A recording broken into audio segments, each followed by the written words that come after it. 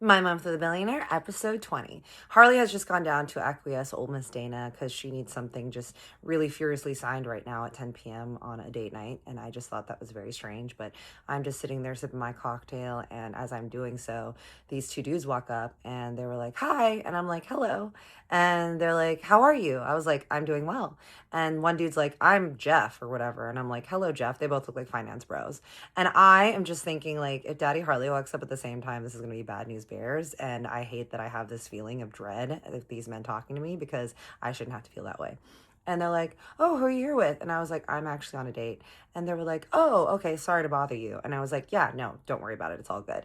They're like turning to leave. And we're sitting in the corner here. The host stand is here. The elevators are here to come up.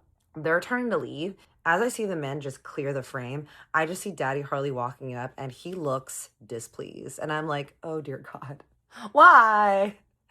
He walks over and he's just looking at the back of the dudes as they're walking by. And I'm just looking at Harley like, don't you fucking dare.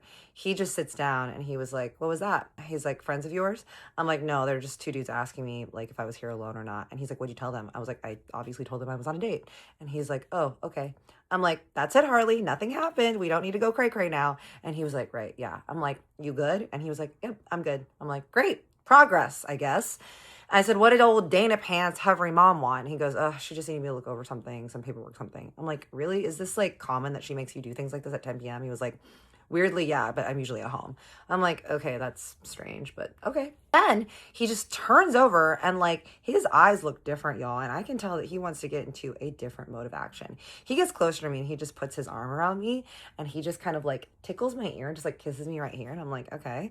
And he's like, so remember our conversation the other night? And I was like, which one? We've had many conversations.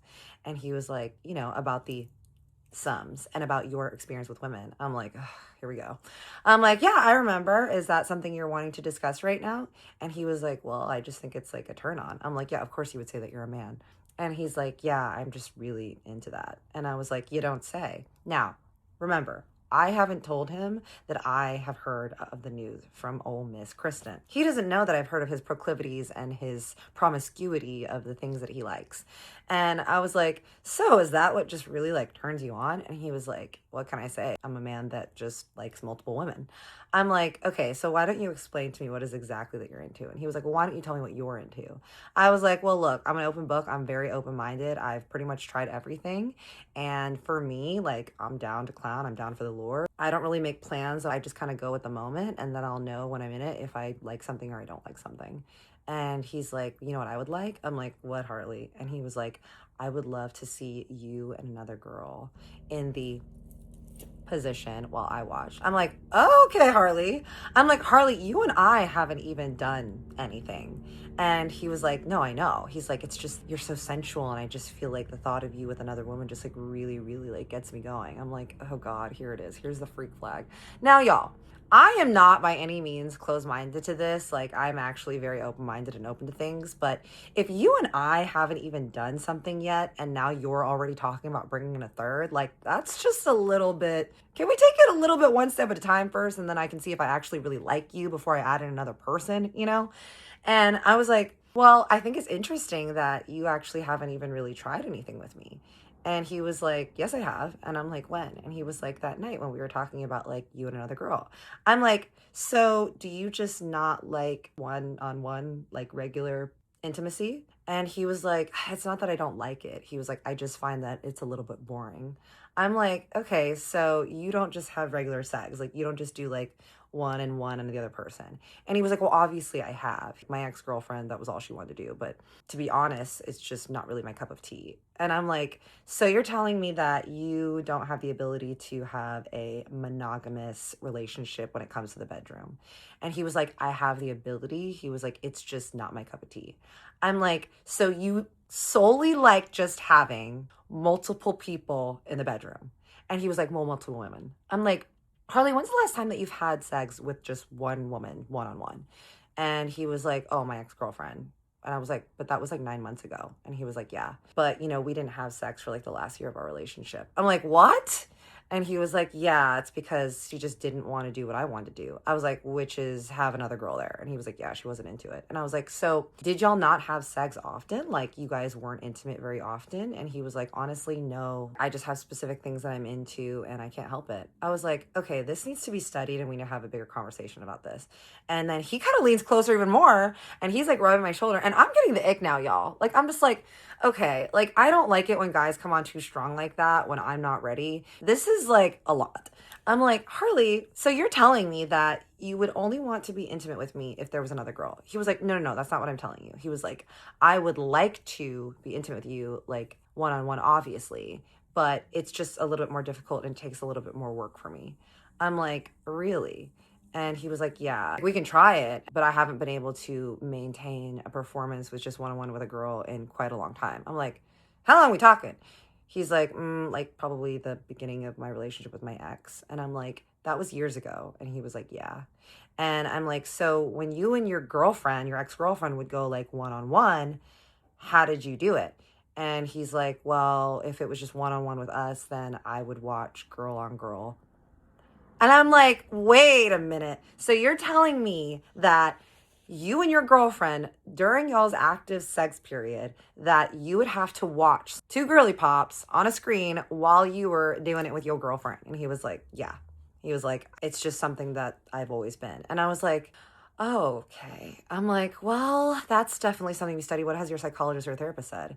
And he was like, well, they think it's just an issue with me and intimacy and fear of loss and then just the way that I grew up and fear of rejection and the fact that if there's two girls that I'm less likely to be rejected and I feel more powerful if there's more women after me. I'm like, that would have been my assumption as well. Okay, well, Harley, and he's like, would you not be into that? I'm like, how about this? We should try the regular old-fashioned way, because call me old school, which I'm not. I'm very spicy. But let's just like try the old school way and see. And if that doesn't work, then we can have a bigger discussion on this around what your preferences are. And he was like, yeah, okay, I'm down with that. Well, what would you say to like you and another dude? And I was like, me and another dude and what? And he was like, and me watching. And I was like, wait, so you don't even want another man talking to me, let alone the valet guy holding my hand, but yet you're cool with watching me and another dude?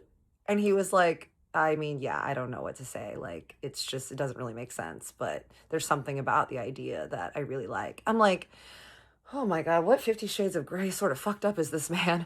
And I'm like, look, we don't kink shame here. We do not. Okay. But I do think it is good and healthy to figure out how to just do one-on-one, because having to be intimate with your partner and every single time having someone else there or having that, like, that is just not for me. And I was like, and Harley, I'm just being honest with you that I would be very open to opportunities and maybe doing things like that in the future. But in the beginning of us dating, that's not something that I would just be jumping into, right? And especially right now in like where our relationship is and where we're at. And he was like, okay, well, promise me that you'll be open to something. I'm like, I can't make promises about anything, but I will tell you that I am very open-minded, so I will consider things. And he was like, okay. And then he gets closer to me again and he's like, okay, so tell me more about like this scenario with like you and the other girls. I was like, Harley, I'm not in the mood to have this conversation right now. And he was just like, are you serious? He's like, we're on a nice date and we're having a great time. Like, I don't understand why you don't want to just open up to me. I'm like, I am open up to you and I have been open up to you, but I just don't want to talk about this right now. And he was like, yeah, but last time you didn't want to talk about it and now you don't want to talk about it. And I was like, oh no. I start seeing him get like frustrated and I start seeing him get emotional. And I'm like, oh no. Like, and I look at him, I'm like, Harley, I need to feel safe to talk about certain things. I'm a very open book. But the fact that like I don't feel safe talking about this right now or I don't want to means that there's something going on inside of me that I don't want to do. So I need you to respect that, as I've said before, that I have certain boundaries. And if you can't respect that, then this isn't going to work out. And I've told you before, I will go stay somewhere else. He looks at me and I can tell that he wants to blow the hell up, cry, or do something, y'all. He just takes his drink, he throws it back and he goes, all right, should we go back to the Encino house? I'm like, oh, is the date over because you didn't get your way? And he goes, no, that's not it at all. He goes, I want to go back to the Encino house and I want to just have a nightcap in the backyard and look at the stars with you. I'm like, Okay, Harley. We walk down and we go into the car and we're on the way back and he's not really saying anything. And I'm just like, ugh, the mood swings of this man. And I turn on some music because I'm like, I don't want to just be sitting here in silence. And I end up turning some like 2000s mix and I'm just like kind of bopping in the car and dancing. And I just decide that, you know what, I'm going to have a good time no matter what. So I'm like dancing and being like, woo, woo.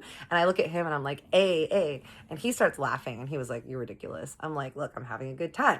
And he was like, I'm sorry that I got grumpy. And I was like, you got grumpy because you didn't get your way, huh? He goes, well, I just got my feelings hurt over things. I'm sorry. And I said, it's okay. We pull up to the Encino house and he just leans over and he held my face and he goes, I just want to let you know that I get such deep feelings and scared because I could see myself loving you.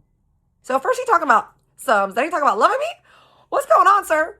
So, episode 21, the rest of the night, y'all, of the date, and he tries to become freaky again. Love y'all and I see you. Big hug, big kiss.